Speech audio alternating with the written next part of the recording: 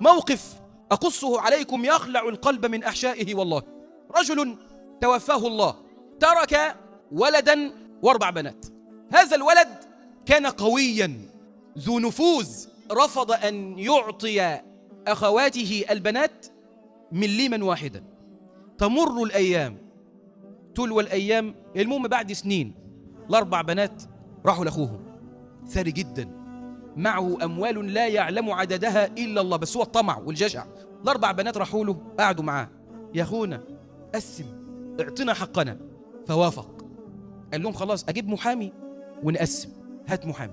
جاء المحامي، طلع يا عم الورق، اعمل العقود، دي أخذت حقها، دي أخذت حقها، والتالتة أخذت حقها، والرابعة أخذت حقها.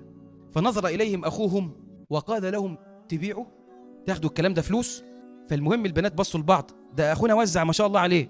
قالوا له ماشي نبيع، أنت طيب وأنت حبيبنا ومش هنلاقي زيك. والمحامي لسه قاعد، طيب اعمل الورق واعمل العقود، أنا هشتري منك دي بكذا ودي بكذا ودي بكذا، وكل واحدة مضت.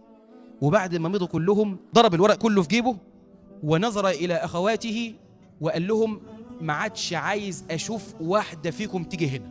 بكوا، بكينا أمامه، ليه تعمل فينا كده؟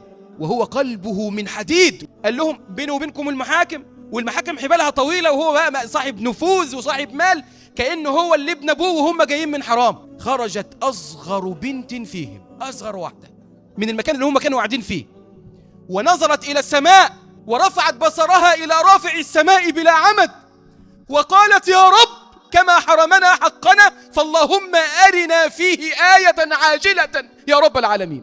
ماذا حدث؟ بعد أيام قلائل، والله أيام قلائل، أخوهم شعر بتعب، أولاده شالوه ودوه المستشفى، وإذا عنده سرطان من الدرجة المتأخرة.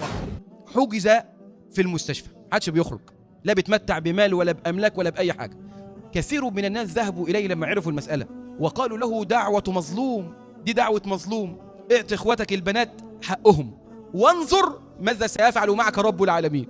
فوافق وأعطى كل واحدة حقها. تخرج نفس البنت الصغيرة، رفعت بصرها إلى رافع السماء بلا عمد وقالت يا رب أسألك يا رب كما رد إلينا حقوقنا فاللهم رد عليه عافيته، فشفاه الله عز وجل وعافاه. لا تظلمن إذا ما كنت مقتدرا، فالظلم ترجع عقباه إلى الندم.